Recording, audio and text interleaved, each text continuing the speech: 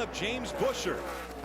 How impressive is that move Ty Dillon made? We're seeing Kyle Busch. He can't get his way around our leader, Buescher, but Dillon's not only driven around him, he's driven away from him. Kyle Busch is going to do it right here, though. James Buescher moves up the racetrack. Ooh! Very close. Down to the apron goes Kyle Busch. Then he shoots up the racetrack, almost gets into the 31. And here comes Hornonday for second, trying to take that spot away. How about that young driver, Ron Hornonday, trying to get by Kyle Busch here? Ooh, close. Wide into turn 4. That moves Kyle Busch all the way up the racetrack. He has to catch it before he gets to the wall. And Hornonday catches the wall. Caution's out, caution's out. Caution is going to come out. Both drivers trying to get by. Looked like the 17 of Timothy Peters. They slid up the racetrack, and now Kyle Busch not happy at all. It's all good, dude. And Kyle Busch is going to turn over and three into the wall. Our championship contender Hornonday in the wall. Well, Kyle Busch should be parked for this race and maybe the rest of the season for that.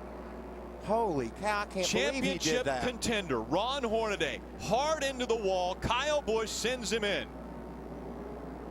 You all right?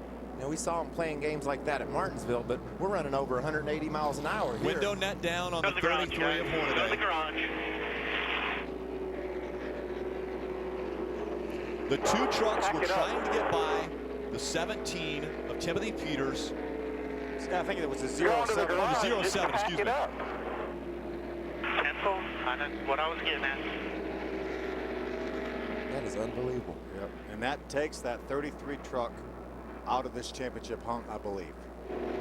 Hornonday coming in just 15 points back.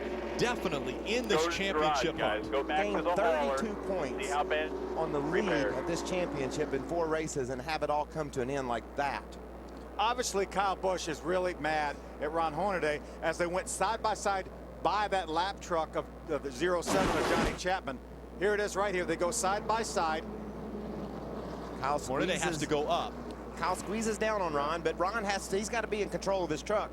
They both do a little bit of contact into the wall, but I believe those trucks could be repaired and maybe race for the win still. And the caution has come out now. Right now, the caution is already out. A little bit more damage on Ron Hornaday's truck. Very minimal damage to that 18 truck, but this is when he's going to show his displeasure to Ron Hornaday. He gets up against him, and he just won't never turn him loose, Mikey. He's running wide open in the back of that truck, and he finally turns him head on into that outside wall.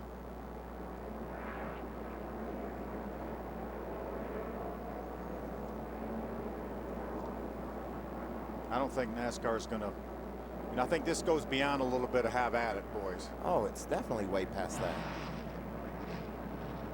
That truck's running 130, 40 miles an hour when it hits that outside wall. Look at that thing jump up off the ground. Look at all the damage to that 33 truck.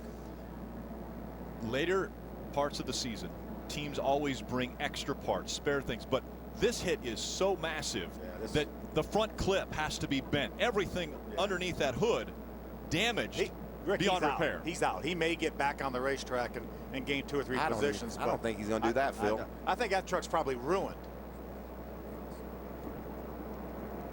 This is the beginning of it. They go by. You see Johnny Chapman all the way down on the bottom of the racetrack as far as he can go.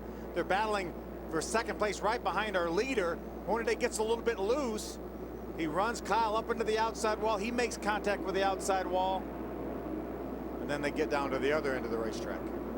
There you saw the yellow lights. They came out right away. And again, not much damage to either truck. Both cosmetic, could have been worked on. You can see how tight Kyle is on the side of Ron. He gets loose when he goes around Johnny Chapman, pulls the air off his truck, and they both go into the outside wall. And I guarantee you Ron has no idea what's fixing to happen. We got trucks on pit road. Again, the 17th lap of this 147 lap race, and a shocker early on in this one. James Buescher gets the first pit stall. Looks like fuel only for a number of trucks. A little bit of a chassis adjustment on the 3 of Austin Dillon. Fuel only for Kevin Harvick as they race off pit road. James Buescher looked like maybe Austin Dillon may have won the race off pit road. See tires going on Jason White's gunbroker truck. Ooh, Parker Kligerman pulls out in the middle of traffic. Interesting to see if Austin did get that lead. You talked about his truck was fading a little bit, Phil. He didn't have the truck he wanted early in the race. They made a chassis adjustment, and then if he could grab the lead off pit road, that's going to be huge for his championship hopes. Here comes Ty Dillon off of pit road. Again, Ty Dillon potentially, he had raced his way back to the front, so he was on the lead lap, didn't have to worry about getting the lucky dog. Now you see the 18. That's the truck driven by Kyle Busch. NASCAR has said The 18 and Kyle Busch parked for the race, and Kyle Busch and Eric Phillips, you will need to report to the hauler, the NASCAR hauler, at the conclusion of this race. I'm speechless. At Martinsville, we saw tempers flaring. At a short track, you've got a little bumping and banging. We come to a big racetrack like Texas Motor Speedway, where we have seen speeds upwards of nothing we've seen all year long. The fastest racetrack we go to, and now we have Kyle Busch retaliating on the 33, upwards of 150 miles an hour. Saw Ron get loose right there, made some contact. Back This in is turn turns 1 3 and and 2, 4 here. and they send him into the wall. 3 and 4.